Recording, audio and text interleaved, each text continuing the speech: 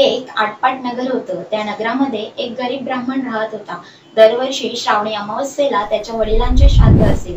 ज्या दिवशी श्राद्ध असे नेमके त्याच दिवशी त्याच्या सुनेच्या पोटात दुखू लागे. ब्राह्मण जेवायला बसण्याच्या वेळी ती सून बाळंत होई आणि तिचं पोरगं मरत असे. असे झाले म्हणजेच ब्राह्मण उपाशी जात असत. असे तब्बल 6 वर्षे झाले.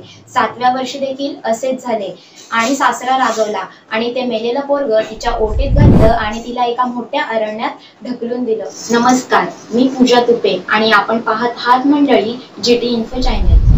ती बाई पुढे जाता जाता एका मोठ्या अरण्यात गेली.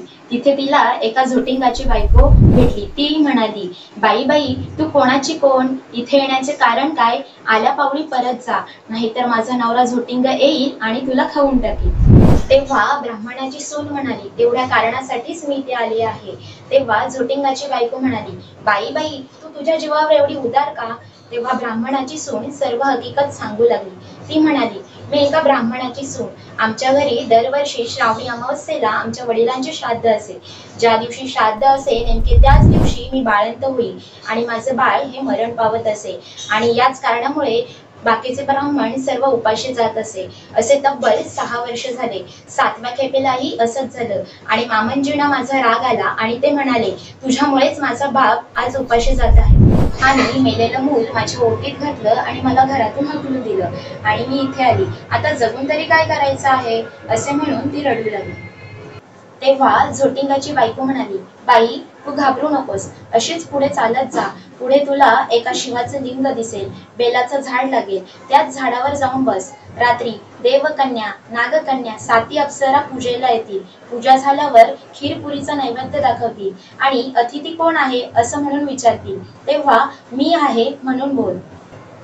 त्या तुला पाहतील. कोण कोणाची म्हणून विचारपूस करतील. तेव्हा तू त्यांना सर्व हकीकत सांग.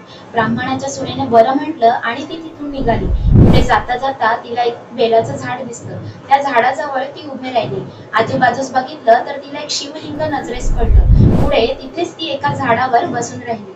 इतक्यात रात्र झाली. तसेच देवकन्या, नागकन्या, 7 अप्सरा तिथे आल्या. शिवलिंगाची पूजा केली, नैवेद्य दाखवला आणि अतिथी कोण आहे म्हणून विचारलं. इतक्यात ती खाली उतरली आणि मी आहे म्हणून म्हणाली. तेवढ्यात त्यांनी मागे बघितलं आणि सर्वांना आश्चर्य वाटलं. ती कोण कुठली म्हणून चौकशी केली. तेव्हा तिने सर्व हकीकत सांगितली.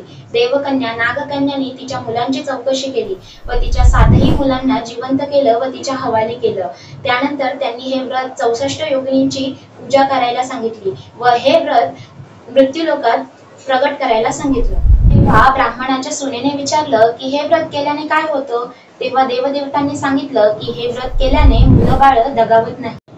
पुढे ती नमस्कार करून निघाली. ती आपल्या गावात आली. लोकांनी तिला बघितलं. ब्राह्मणाला जाऊन सांगितलं. ब्राह्मणाला विश्वास बसला नाही.